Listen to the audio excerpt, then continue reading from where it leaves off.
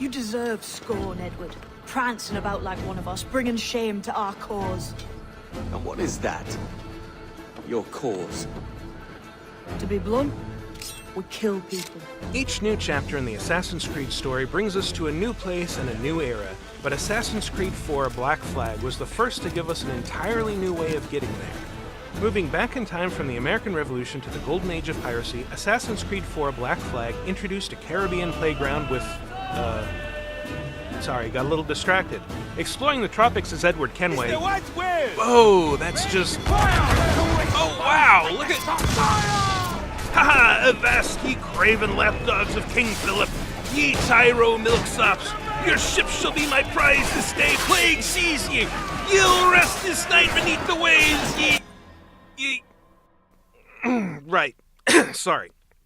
Assassin's Creed IV Black Flag gave players a big open ocean in which to essentially run amok, combining the fantasies of being an assassin and being a pirate into one big sandbox with 3 major cities, countless islands to explore, and no shortage of ships to battle and capture. As we prepare for the carriage-jacking combat and gang warfare of Assassin's Creed Syndicate, let's dive straight into the game that took Assassin's Creed's freedom and criminal mischief to soaring new heights.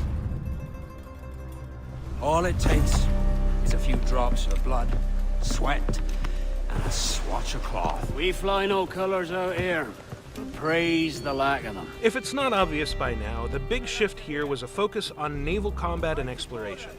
Piloting a ship through aquatic battles wasn't exactly new to this series, having been introduced in Assassin's Creed 3, but where Connors Aquila was bound to linear missions, Edward Kenway's more heavily armed Jackdaw sailed in an open world of colonial cities, sea forts, and randomized vessels that you were free to attack and plunder. We intend to take all that you own.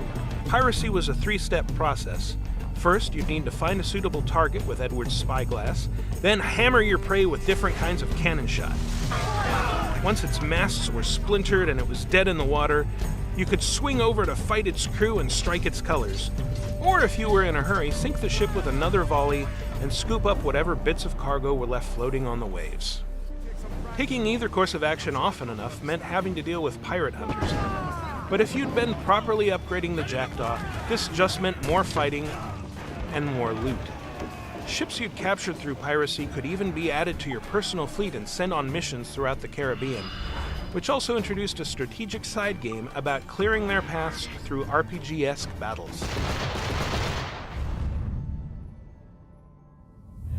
Roaming the Caribbean wasn't just about high seas robbery. When you weren't passing the time by listening to your crew sing collectible sea shanties, what will they do with the drunken sailor? The open ocean offered no shortage of little islands and villages to explore.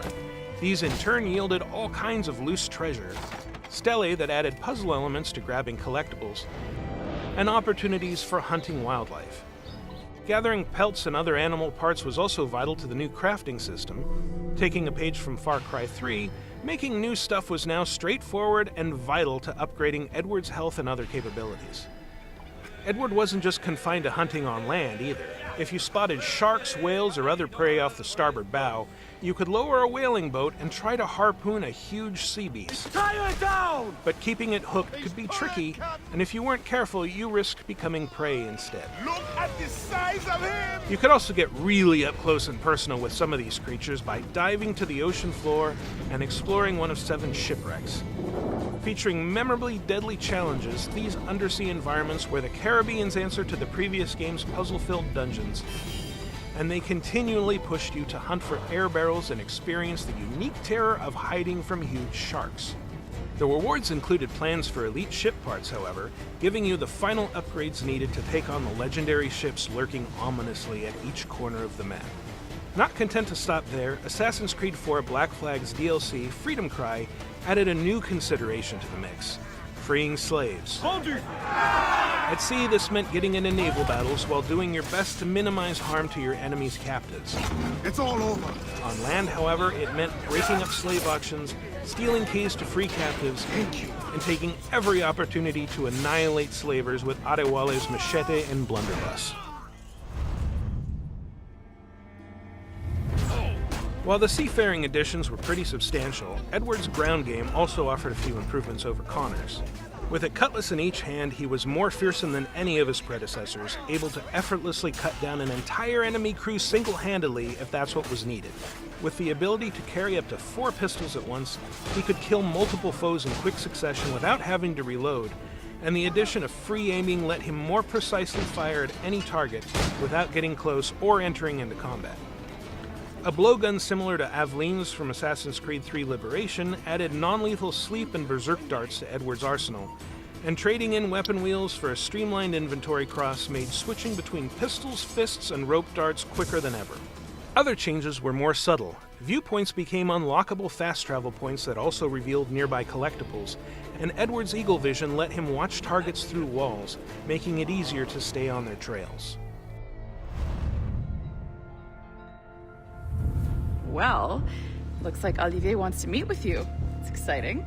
Assassin's Creed IV Black Flag also introduced a new direction to Assassin's Creed's modern-day storyline. With Desmond out of the picture, the focus was shifted to a new, anonymous protagonist who just happened to work for Abstergo's entertainment division. Like in the first Assassin's Creed, you spent your time in the present hunting for emails and other tidbits of information, but this time it had a more covert feel to it. You were hacking, snooping, and exploring an ever-expanding area of Abstergo's offices, and that carried its own kind of tension. Pretty raw stuff. This potent mixture of office skullduggery and nautical adventure would carry over to Assassin's Creed Rogue, one of the 2 Assassin's Creed games released in 2014 and the subject of our next video. It's never too late to ruin Templar plans. Are things really so different on the Templar side of this endless war? Find out in our next installment, and keep it at UbiBlog for all things Assassin's Creed.